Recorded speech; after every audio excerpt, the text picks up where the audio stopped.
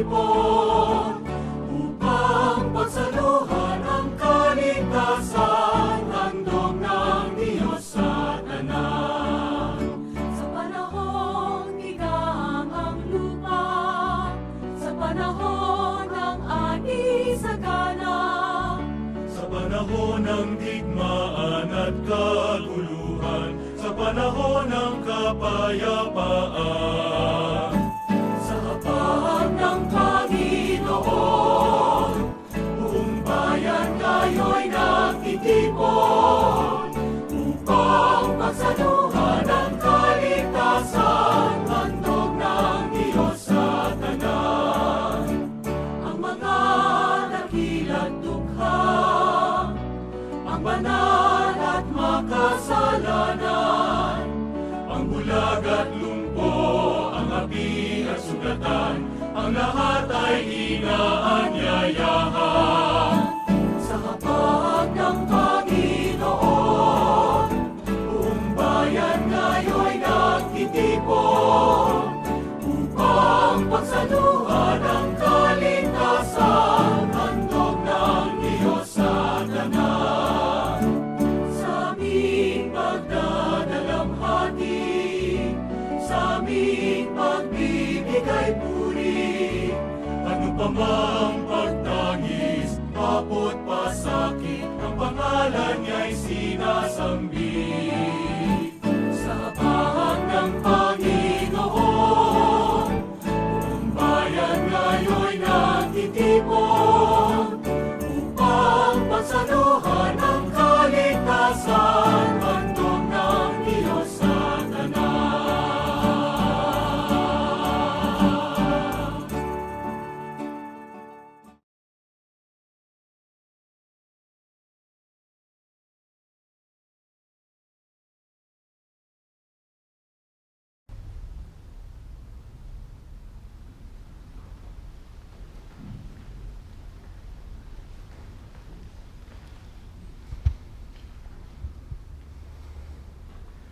Sa linggo ito ay pinagdiriwang natin ang kapistahan ng katawan at dugo ng ating Panginoon.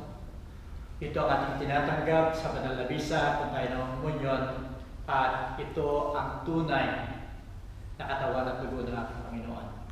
Kahit simulan natin ang misa sa ngalan ng Ama, ng Anak, at ng Espiritu Santo. Amen.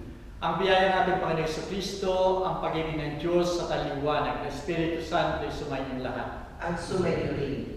Minamahal ko mga kapatid sa pananampalataya, sa maraming pagkakataon sa ating buhay, na tinanggap natin ang katawan at dugo ng ating Panginoon, na walang respeto o walang paghahanda, humingi tayo ng kapatawaran sa Kanya. Ako'y nagkukumpisal sa Diyos na makapangyarihan at sa inyo mga kapatid, sapagkat lubha ang nagkasala sa isip, sa wika at sa gawa, at sa aking pagkukulang, dahil sa aking sala, sa aking pinakamalaking sala. Kaya sinasamo ko kay Santa Maria ang Laging Birhen, sa lahat ng mga anghel at mga santo, at sa inyo mga kapatid, na ako'y panalangin sa ating Panginoong Diyos. Kawan tayo ng makapangyarihan Diyos, patawarin tayo sa ating mga kasalanan, at patubayan tayo sa buhay na walang hanggan. Amen. Panginoon, maawa ka. Panginoon, maawa ka. Kristo, maawa ka. Kristo, maawa ka. Panginoon, maawa ka. Panginoon, maawa ka.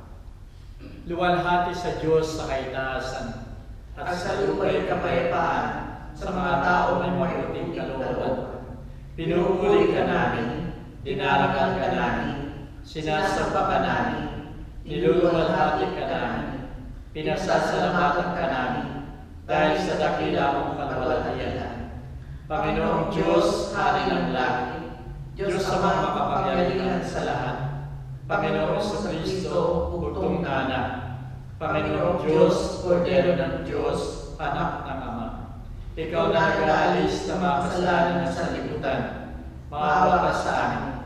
Ikaw na nag-aalis ng mga kasalanan ng sanlibutan, tanggapin mo ang aming kahilingan. Ikaw na naluluklok sa kanan ng Ama, maawa ka sa amin, sapagkat ikaw lamang banal, Ikaw lamang ang Panginoon. Ikaw lamang o Jesucristo ang kataas-taasan, kasama ng Espiritu Santo, sa kalwalhatian ng Diyos Ama. Amen. Manalangin tayo. O Diyos, nagbigay ka sa amin ng alaala ng iyong paghihirap sa kahangahangang sakramentong ito. Loobin mong sa pamintuho sa mga katotohanan ng iyong katawan at dugo, ay madama namin ang mga bunga ng iyong pagtubos. Nabubuhay ka tagahari, kasama ng Ama at ng Espiritu Santo, magpasawalang hanggan. Amen. Makinig tayo sa mga pagbasa. Unang pagbasa mula sa aklat ng Exodo. Noong mga araw na iyon, lahat ng inuutos ng Panginoon ay sinabi ni Moises sa mga Israelita. Ang mga ito'y na may parang iisang taong sumagot. Lahat ng inuutos ng Panginoon ay susundin namin. Isinulat ni Moises ang lahat ng utos ng Panginoon.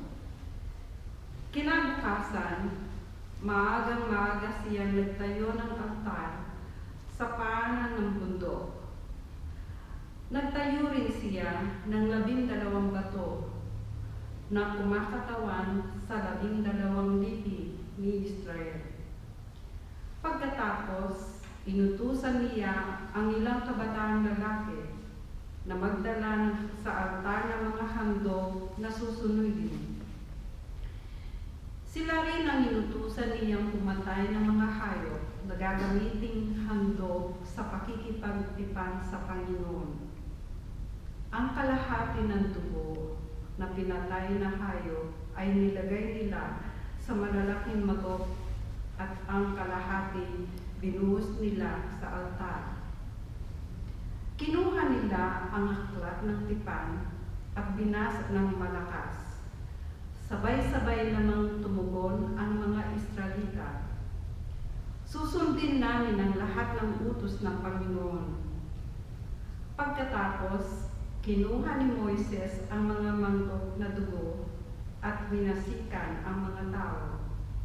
Sinabi niya, ang dugong ito ay siyang katibayan na pakikipagtipang ginawa sa inyo ng Panginoon sa pagbibigay sa inyo ng kautusang ito. Ang salita ng Diyos. Salamat sa Diyos. Salmo Responsorio. Tanggapin ko ang kopa ng kaligtasan at sasambitin ang pangalan ng Panginoon. Tatanggapin ko ang kopa ng kaligtasan at sasambahin ang pangalan ng Panginoon. Sa Diyos ko'y Panginoon, ano ang aking ihahandog? Sa lahat ng kabutihan na sa akin ay kaloob.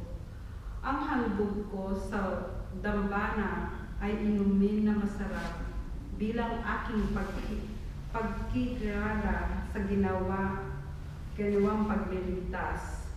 Tugon ko, Tatanggapin ko ang kopa ng kaligtasan at sasambihin ang pangalan ng Panginoon. masakit sa kalooban ng puon kung may papanaw. Kahit ito ay isa, labis siyang magdaramdam, katulad ng aking ina.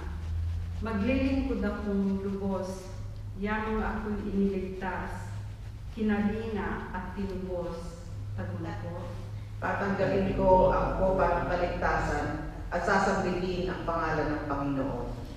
ako ngayon maghahandog ng haing pagsasalamat.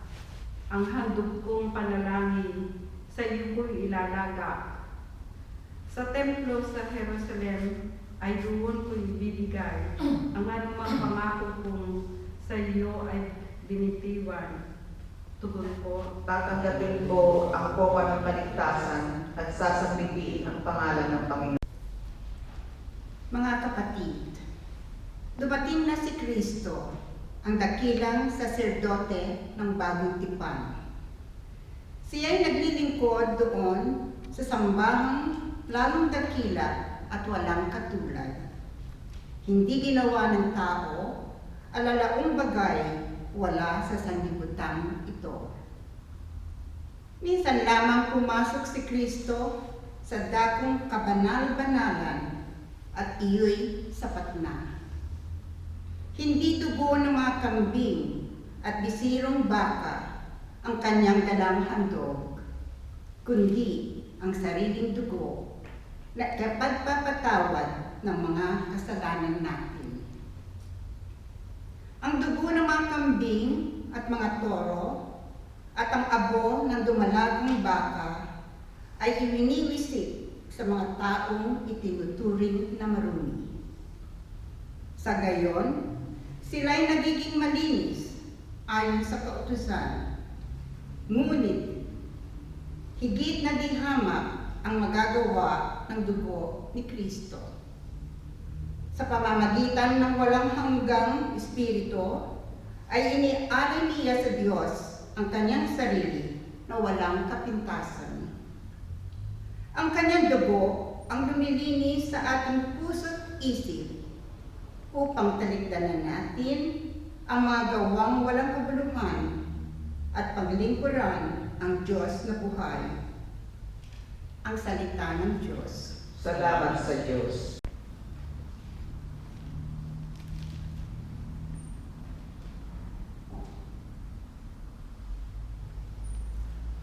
Hallelujah, Hallelujah. Ako ang tinapay ng buhay na galing sa langit, wika ng Panginoon. Ang kumakain ng tinapay na ito ay mabubuhay magpakailanman. Hallelujah.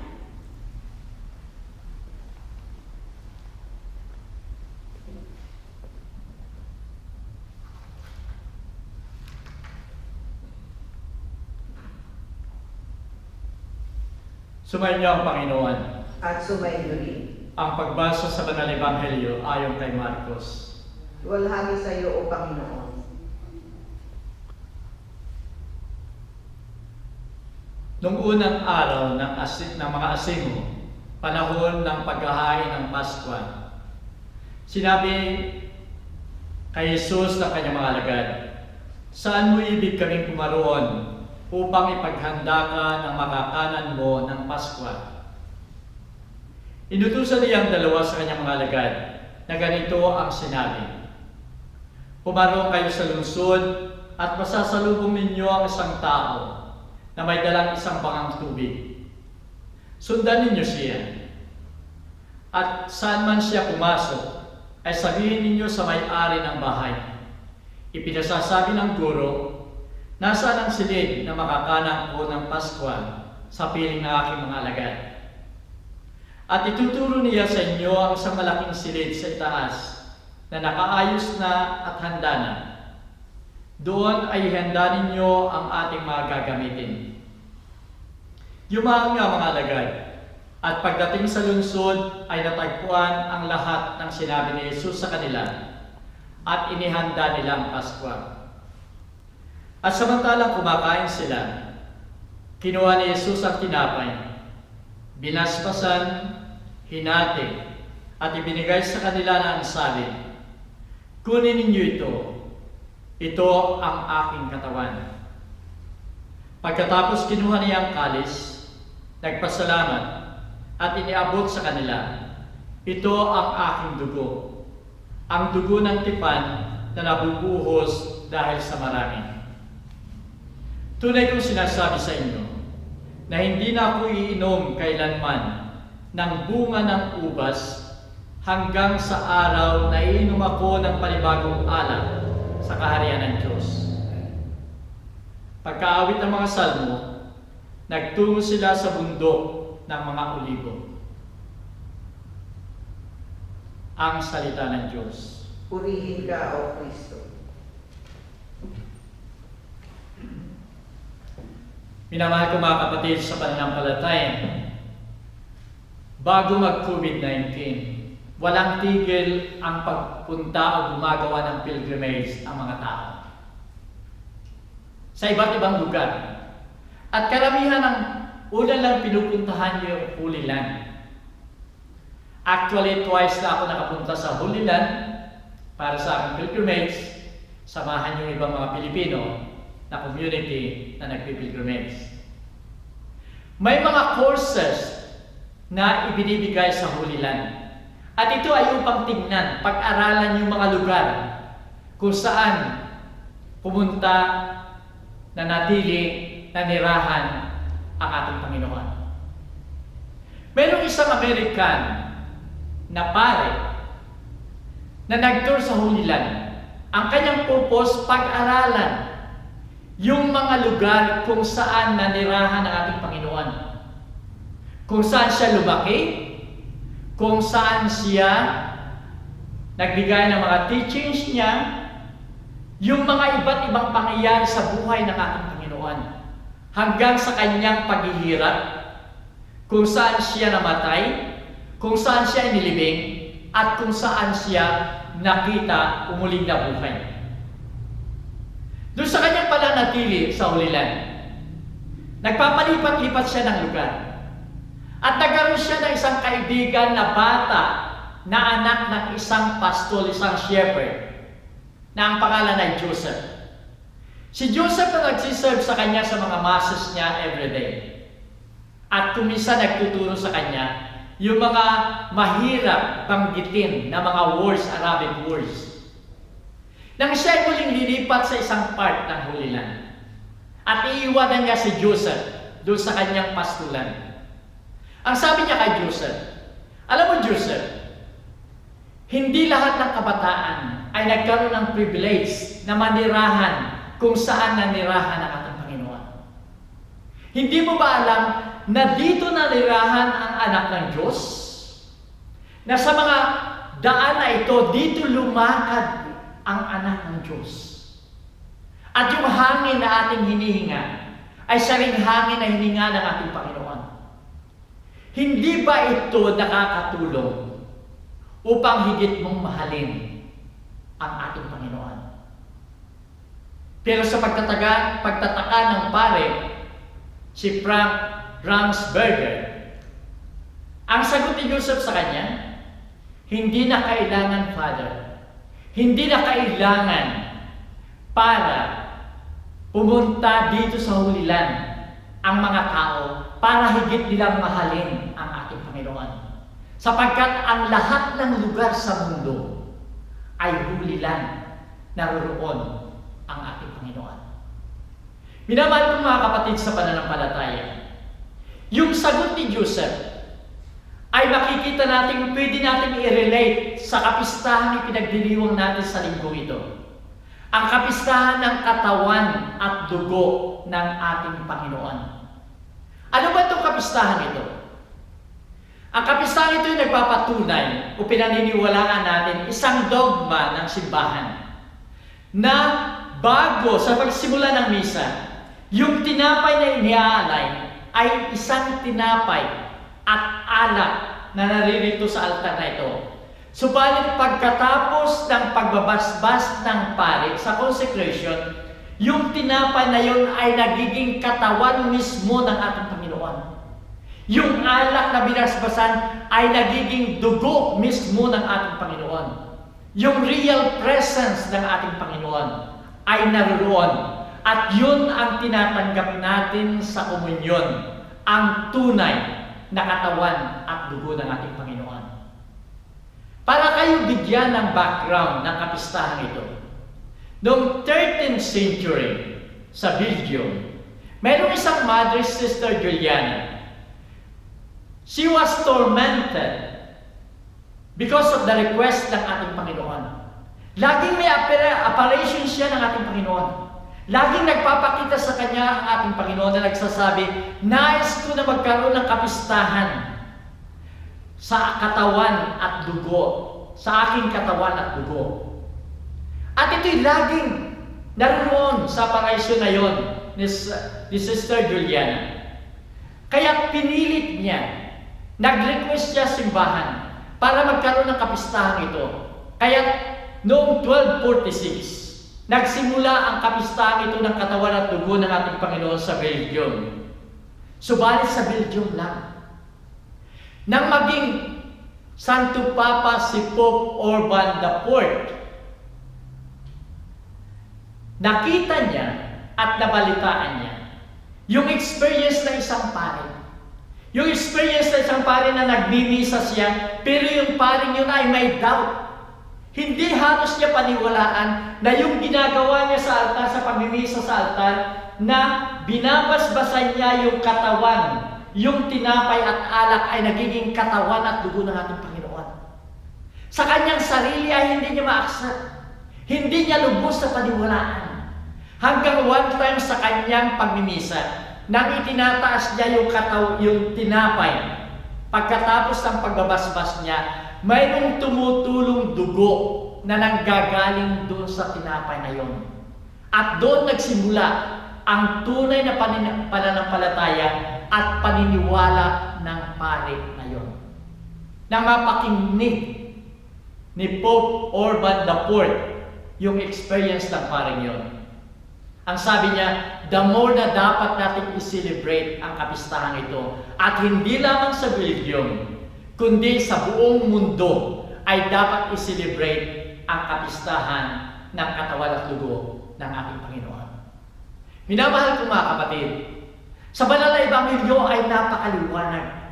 Napakaliwanag na sinasabi ng ating Panginoon na pagkatapos niyang basbasan, kinuha niya yung tinapay, binasbasan at ibinigay sa kanyang mga alagad at sinabi niya, ito ang aking katawan. Ganon din ang ginawa niya sa alak. Binasbasan niya at nagpasalamat at ibinigay sa kanyang mga alagad at sinasabi, inumin ninyo ito ang aking dugo. At sa ebanghelyo sinasabi pa niya, ang tinapay ay aking katawan. Ang aking katawan ay tunay na pagkain. Ang aking dugo ay tunay na inumin. Minamahal ko mga kapatid, kung ito ang katotohanan na ating tinatanggap, pinaniniwalaan, tama yung sabi ng bata na pastol. Tama yung sinabi ni Joseph. Hindi na kinakailangan pumunta sa hulilan para higit natin mahalin ang ating Panginoon. Sapagkat sa altar na ito tuwing nagkakaroon ng misa, ay dito ay nabubuhay ang ating Panginoon. Naririto ang ating Panginoon tuwing tayo ay tatanggap ng pakikinabang. Sa Bosley Park ay naririto ang hulilan. Ito ang hulilan sapagkat naririto ang ating Panginoon.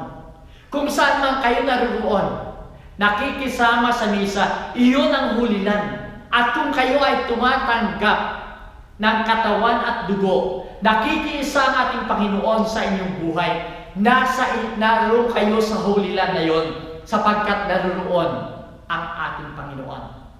Minamahal ko mga kapatid, ang lugar na ito ay tunay na hulilan. Ang Bosley Park, ang Australia ay hulilan. Dito sa altar na ito ay muling isinisilang ang ating Panginoon. Naririto siya sa altar na ito every day na mayroong misa.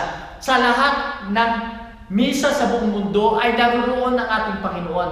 Kaya lahat ng lugar ay holy land sapagkat naroon ang presence ng ating Panginoon. Dito sa misa nito ay ito ang Jerusalem. Dito sinisilang every day ang ating Panginoon. Ang lugar na ito ay Nazareth. Sapagkat dito lumalago ang ating Panginoon. Sa bawat isang tumatanggap ng kanyang katawan at dugo, ay lumalago tayo sa ating pagmamahal at buhay ng ating Panginoon. Dito gumagawa ng miracles ang ating Panginoon, spiritual miracles, na lumalago ang ating pananampalataya. Dito ay gumagawa ng healing ang ating Panginoon. Maraming mga tao, physically, spiritually, mentally, ay napapagaling ng ating Panginoon sa lugar na ito. Sapagkat kung ang mga tao hindi nakakaunawa ng karamihan ng kabutihan, nagagawa nilang unawain ang kanilang kapwa. Nagagawa nilang mahalin ang hindi nila kayang mahalin. Nagagawa nilang patawarin ang hindi nila nagagawang patawarin. Ito ay dahil sa presence ng ating Panginoon sa lugar na ito. At higit sa lahat, naririto ang pagpapatawad ng ating Panginoon sa sakramento ng kumpisan. Minamahal ko mga kapatid, ang simbahang ito ay yung sinasabi ng ating Panginoon sa banal na ebanghelyo ngayon. na kung saan inihanda ng mga alagad ang kanilang pagkain huling hapunan. At dito simbahan ito, kung doon ay sinabi ng ating Panginoon, sa lugar na yon, ito ang aking katawan, tanggapin ninyo ito. Ito ang aking dugo, inumin ninyo ito. Ito ay ulit-ulit na ginagawa sa simbahan ito. Ang lugar na ito ay lugar ng kanan, kung saan unang nagbigay ng biyaya ng ating Panginoon sa kasalan. Sa tuwing may kakasal dito, naririto ang ating Panginoon. Sa tuwing may ililibing at dinadala dito ang katawan, ay naririto ang ating Panginoon na nagbibigay ng liwanag, nagbibigay ng pag-asa sa muling pagkabuhay. Kahit minamahal ko mga kapatid, kung saan man tayo naroon, ito man ay nasa ating tahanan. Ang lahat ng lugar na ating pinupuntahan, ito ay bulilan sapagkat naroon ang presence ng ating Panginoon sa pamamagitan natin na tumatanggap ng kanyang katawan at dugo. Minamahal ko mga kapatid, sa pagtanggap ng kanyang katawan at dugo, ito'y paanyaya sa atin upang makiisa sa ating Panginoon, makiisa sa kanyang buhay, makisama sa kanyang kamatayan hanggang sa kanyang muling pagkabuhay. Kaya nga sinasabi ng ating Panginoon sa Banal na Ebanghelyo, hindi na ako iinom hanggat ako ay makakarating sa kaharian ng aking Ama at doon ako muling iinom ng alak kasama ng aking Ama. Yun ang nais ng ating Panginoon. Makasama niya tayo doon sa kanyang kaharian. Makasama tayo sa pag-inom ng alak at pagkain ng katawan kasama ng kanyang Ama doon sa kalwalatian na yon. Kaya sana ang kapistahan ito ay magbigay sa atin ng liwanag at tunay na pag-unawa na ang tinatanggap natin sa banal na pakikinabang ay ang katawan at dugo ng ating Panginoon. Ito rin sana magbigay sa atin ng lakas at inspirasyon dahil tuwing tayo ay tatanggap ng kanyang katawan at dugo, lumalago tayo sa pagmamahal ng ating Panginoon sapagkat ito ang tunay na biyaya ng kanyang muling pagkabuhay, nakikiisa sa pagtanggap ng katawan at dugo ng ating Panginoon.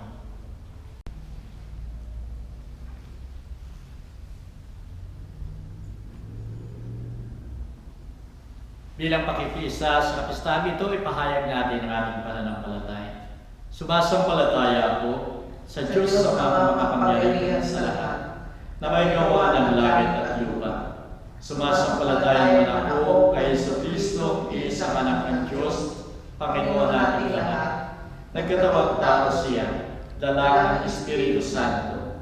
Ipinanganak ni Santa Maria Virgen, pinagpakasakit ni Poncio Pilato, ipinako sa krus, namatay, ibinaon, nanawag sa mga impyerno, nang may katlong araw, nabuhay na maguli, umakyat sa langit, naluluklok sa kanan ng Diyos sa mga makapangyarihan sa lahat. Doon magmumula, alirito at uupong sa nakabubuhay at nakamatay na tao.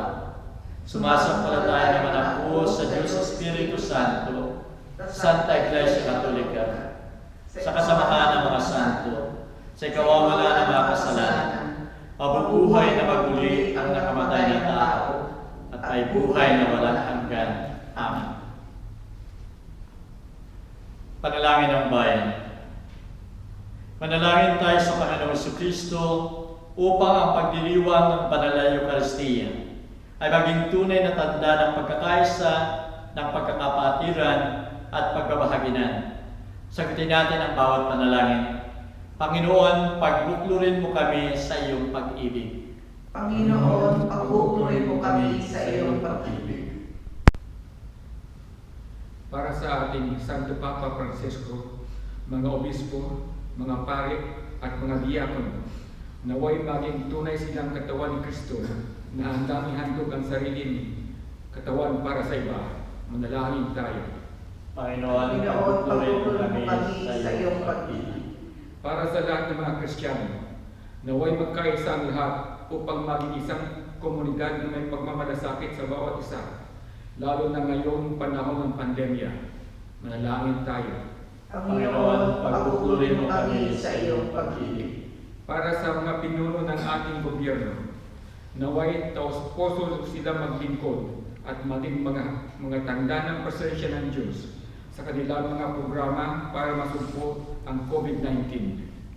Manalangin tayo. Panginoon, pagpupuri mo kami sa iyong pag-ibig. Para sa mga reliyoso at reliyosa, naway magkaroon sila ng pagmamalasakit sa mga nagugutom at unahin ang kapakanan lalo na ng mga mahihirap at mga inaapi. Manalangin tayo. Panginoon, pagpupuri mo kami sa iyong pag-ibig. Para sa mga mahal nating yumao, lalo na ng dahil sa COVID-19, naway sumapit sila sa maligayang kaluluwatian ng langit. Manalangin tayo. Panginoon, pagpupuri mo kami sa iyong pag-ibig. Ipanalangin din natin ang ating pansariling intensyon.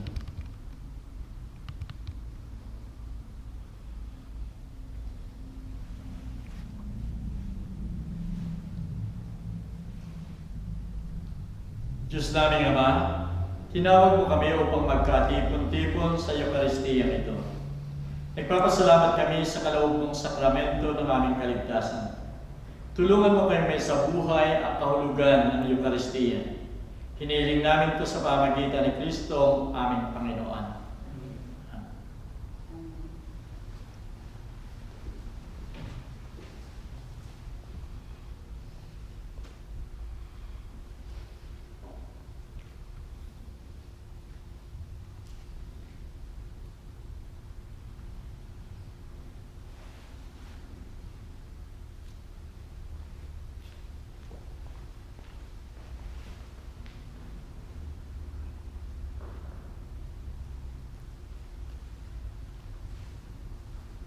Purihin ka pa ng Diyos na lahat ng kinabala sa pagkatsayang kabutihan ay tinanggap namin ang tinapay na inaalay sa iyo. Nagaling sa lupa at pinagpaguran ng tao upang maging tinapay na magdudulot sa amin ng buhay na walang hanggan. Purihin at ipagdangal ang Diyos magpakailanman.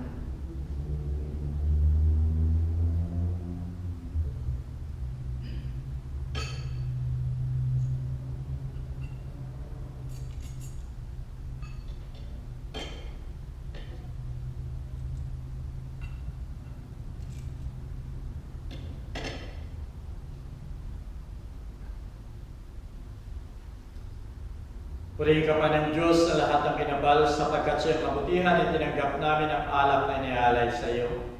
Nagaling sa punong ubas at pinagpaguran ng tao upang magiinumin ang aming kaluluwa. Purihin at ipagdangal ang Diyos magpakailanman.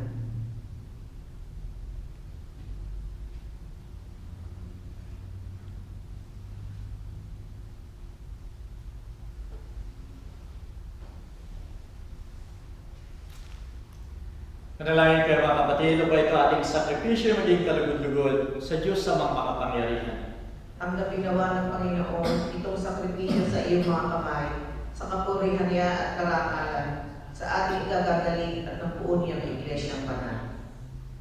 O Diyos, siniling namin na ang iyong simbahan ay magtamasa ng kapayapaan at pagkakaisa na nakalarawan sa mga handog na ito, alang-alang kay Kristo aming Panginoon. Sumainyo ang Panginoon. At sumayo rin. Isipin ninyo at mahalin ng Diyos. Inisip namin siya at minamahal. Pasalamatan natin ang Panginoon nating Diyos. Marapat at matuloy. Tunay ngang marapat at matuwid ang pagpatakaagaling na magpasalamat kaming lagi sa iyong banal, Diyos na makapangyarihan at walang hanggan, alang-alang kay Jesucristo aming Panginoon. Siya ang tunay at walang hanggang pari na nagtatag ng sakripisyong ito na panghabang panahon. Inaalay niya ang sarili bilang handog sa kaliligtas ng tao at inutusan kayo mag-alay ng haing ito bilang pag-alaala sa Kanya upang sa pagkain ng tinapay na nagbibigay buhay sa banal na piging na ito ay may pahayag namin ang Kanyang kamatayan hanggang sa Kanyang pagbabalik. Kaya kasama ng makapal na mga anghel at kalangitan sa kalangitan ay pinagbubunyi namin walang humpay ang iyong kalwalatian. Santo, Santo, Santong Panginoong Diyos na makapangyarihan, napupuno ang langit at lupa ng kalwalatian mo. Kusana sa kaitaasan, pinagpala ang naparilito sa ngalan ng Panginoon, Hosana sa kaitaasan. Ikaw nga, Panginoon, ay tunay na banal, at sa'yo nagmumula ang lahat ng kabanalan. Paspasan mo sana mga kaloob na ito sa pamamagitan ng iyong Espiritu, upang sa aming kapapanuto ay maging katawan at dugo ni Jesucristo, aming Panginoon. Bago siya pahirapan ng pagpakasakit, kinuha niya ang tinapay. Nagpasalamat sa iyo. Hinati yun at ibinigay sa kanyang mga alagad na ang bigat. Tanggapin ninyong lahat ito at kanin. Ito ang aking katawan na ihahandog ng dahil sa inyo.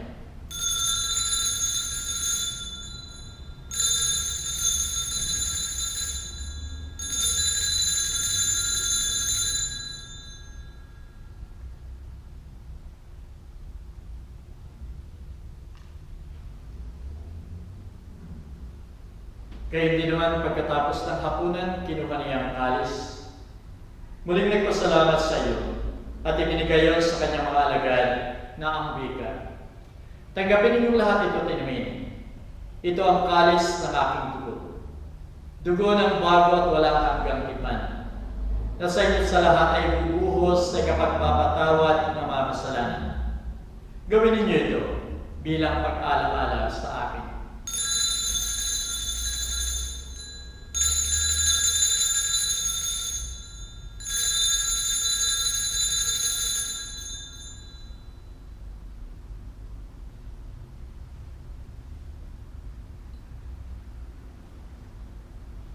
Ipagdangal natin ang sakramento ng ating pananampalataya. Si Kristo'y namatay, si Kristo'y nabuhay, si Kristo'y babalik sa wakas ng panahon. Kaya sa pagunita sa kamatayan at muling pagkabuhay na iyong anak, hinalay namin sa iyo, Ama, ang tinapay na nagdudulot ng buhay at ang kalis na nagbibigay ng kaligtasan. Nagpapasalamat kami sa iyo sapagkat hinarapan mo kaming tanggapin sa mahal mong harapan upang maglingkod sa iyo. Pakumabang sinasama namin na kami makikinabang ng katawan at dugo ni Kristo ay pag-isahin ng Espiritu Santo. Alalahanin mo, Panginoon, ay iyong simbahan sa buong daigdig. Kasama sa Papas Francisco, ang aming Arsobispo si Anthony at lahat ng mga pari. Gawin mong ganap ang iyong simbahan sa buklod ng pag-ibig. Alalahanin mo rin ang aming mga kapatid na nahimlay at umasa uling mabubuhay at lahat ng mga yumao. Tanggapin mo sana sila sa maluwalhati mong harapan. Maawa ka sa aming lahat. Gawin mo kaming marapat na pumasok sa buhay na walang hanggan. Kasama ni Maria bilang ina ng Diyos, kasama ng mga apostol at lahat ng mga banal. Na tumupad na yung kalooban sa lahat ng panahon upang magpuri sa iyo, alang-alang kay Jesucristo anak. Sa pamagitan ni Kristo, kasama niya at sa Kanya, o Diyos sa mga makapangyarihan, ikaw ay pinupunan at pinagdarama, kaya sa Espiritu Santo, pagpasawalang hanggan. Amen.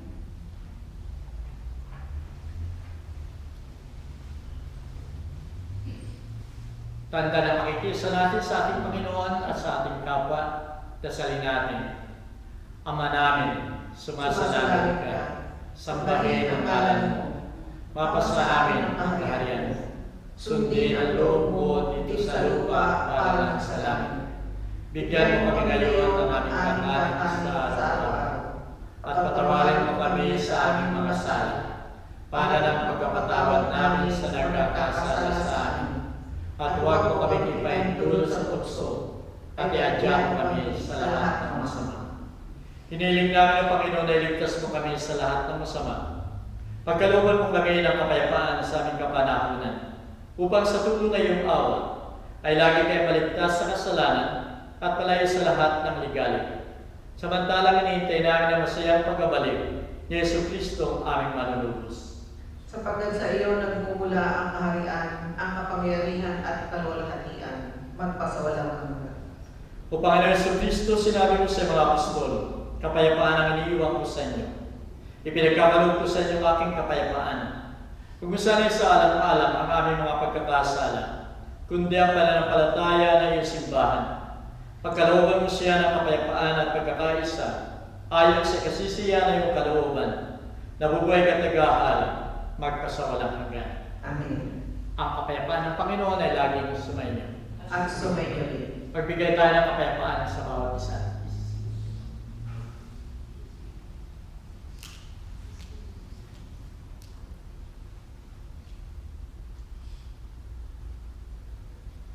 Kordero ng Diyos, nag-aalis ng mga kasalanan ng sanlibutan, maawa ka sa amin.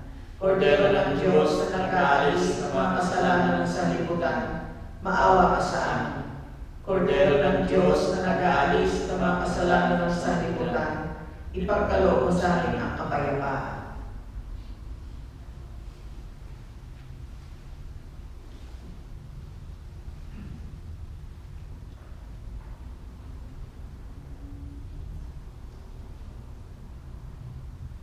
Narito ang Kordero ng Diyos, narito siya nag-alis ng mga kasalanan ng sanlibutan.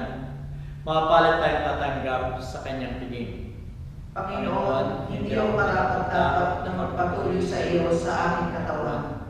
Ngunit sa isang salita mo lamang ay gagalin na ang aking kaluluwa.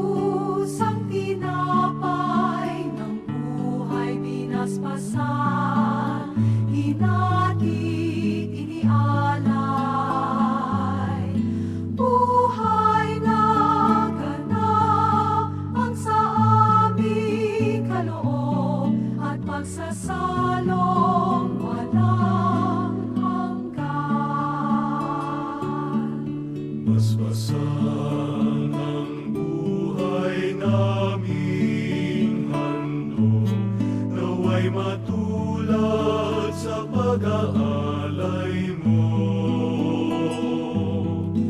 Buhay na laanang lubos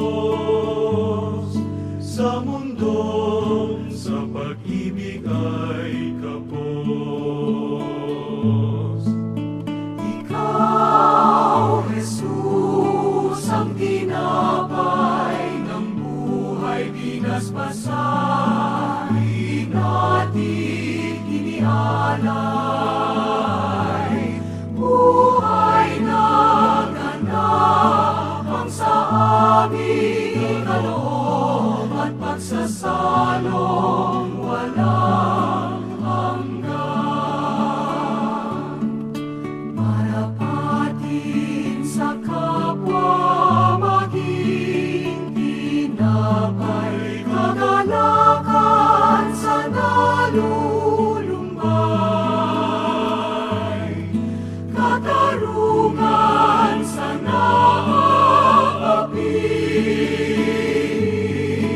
at kanlungan ng bayan mong sawi. Ikaw, Jesus, ang tinapay ng buhay binasbasan, di natin inialay. Buhay na ganap ang sa aming kaloob at pagsasalo